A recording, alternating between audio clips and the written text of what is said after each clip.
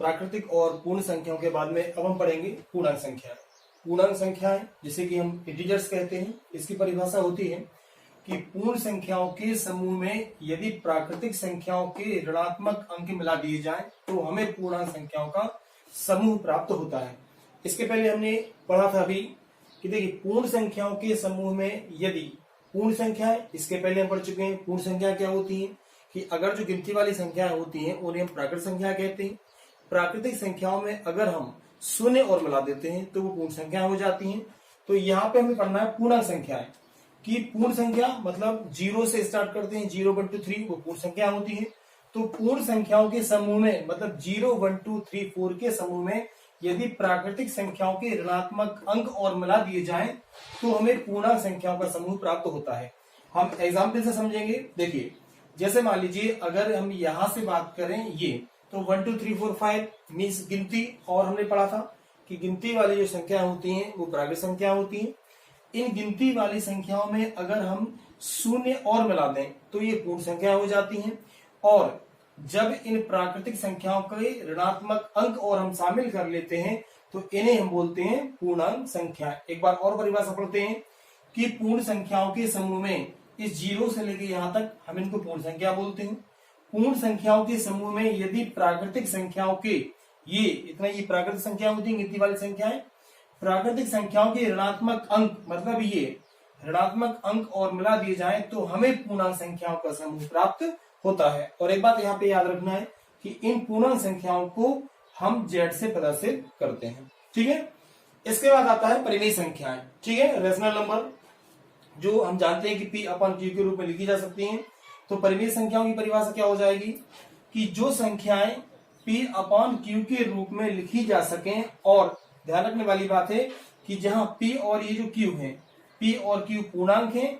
ये बात आपको यहाँ पे याद रखना है कि जहां पे ये जो क्यू है ये शून्य के बराबर नहीं हो। ठीक है, तो परिमेय संख्याओं की परिभाषा क्या होगी, जो संख्याएं पी अपॉन क्यू के रूप में लिखी जा सकें जहां पे पी और क्यू पूर्णांक होते हैं, और ये जो क्यू है यहाँ पे भी मैंने इसको दिखाया है कि जहां पे क्यू शून्य के बराबर नहीं हो। तो ये आप देख सकते हैं कि पी अपॉन क्यू के रूप में अगर हम लिखते हैं तो ये परिमेय संख्याएं होती हैं जहां पे ये क्यू है ये शून्य के बराबर नहीं हो। एक बार और एक नोट आप यहाँ पे याद रखेंगे कि सभी पूर्णांक परिमेय संख्याएं होती हैं। अभी तक हम लोग है ना, हम लोगों ने अभी तक प्राकृतिक संख्याएं, पूर्ण संख्याएं, पूर्णांक संख्याएं और परिमेय संख्याओं की परिभाषा हम लोग पढ़ चुके हैं। इसके बाद हम लोग पढ़ेंगे अपरिमेय संख्याएं। अपरिमेय संख्याएं जस्ट परिमेय संख्याओं की अपोजिट होती हैं। अपरिमेय संख्याओं की परिभाषा देखते हैं। वे संख्याएं जो p अपॉन क्यू के रूप में ना लिखी जा सके अपरिमेय संख्याएं कहलाती हैं। ठीक है, परिमेय संख्याएं क्या होती थी जिनको हम p अपॉन क्यू के रूप में लिख सकते हैं और जहां पे q जो है वो 0 के बराबर नहीं होता। लेकिन अगर हम अपरिमेय संख्याओं की बात करेंगे तो वे संख्याएं जो p अपॉन क्यू के रूप में ना लिखी जा सके, ठीक है, अपरिमेय संख्याएं कहलाती हैं। इसके उदाहरण कौन से होते हैं, √2, √3 और पाई। तो ये सारी क्या है, अपरिमेय संख्याएं। एक बार और देखते हैं, वे संख्याएं जो p अपॉन क्यू के रूप में ना लिखी जा सके अपरिमेय संख्याएं कहलाती हैं, √2, √3, पाई etc। ठीक है, इसके बाद हमें पढ़ना है वास्तविक संख्याएं।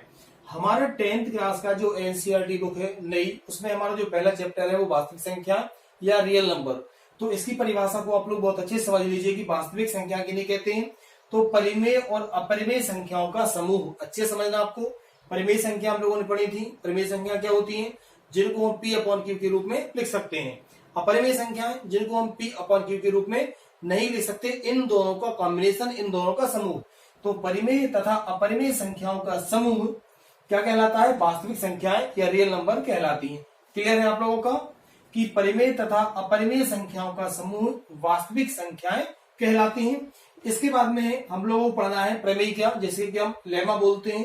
ठीक है, प्रमेयिका को भी आप लोग परिभाषा इसकी नोट कर लीजिए, इंपॉर्टेंट है। तो प्रमेयिका क्या होती है, प्रमेयिका एक सिद्ध किया हुआ कथन होता है। क्लियर है, प्रमेयिका क्या है, प्रमेयिका एक सिद्ध किया हुआ कथन होता है जो कि अन्य कथन को सिद्ध करने में प्रयोग आते हैं। क्लियर है आप लोगों का कि प्रमेयिका क्या है, प्रमेयिका एक सिद्ध किया हुआ कथन होता है जो अन्य कथन को सिद्ध करने में इसका उपयोग करते हैं। ठीक है, समझ में आया। एक बार और आप इसको पूरा पढ़ लीजिए। पूरी परिभाषा पढ़ लीजिए। अभी तक इस चैप्टर को हम, क्योंकि हमारा जो ये चैप्टर है वास्तविक संख्याएं, इसको हम स्टार्ट करने जा रहे हैं। इसको स्टार्ट करने से पहले प्राकृत संख्या, पूर्ण संख्या, पूर्णांक संख्या, परिमेय संख्या, अपरिमेय संख्या, वास्तविक संख्या और परिमेयिका क्या होती है, इनको एक बार आप पूरा नोट करके अच्छे से याद कर लीजिए।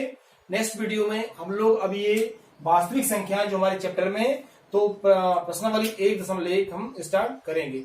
ठीक है, थैंक यू।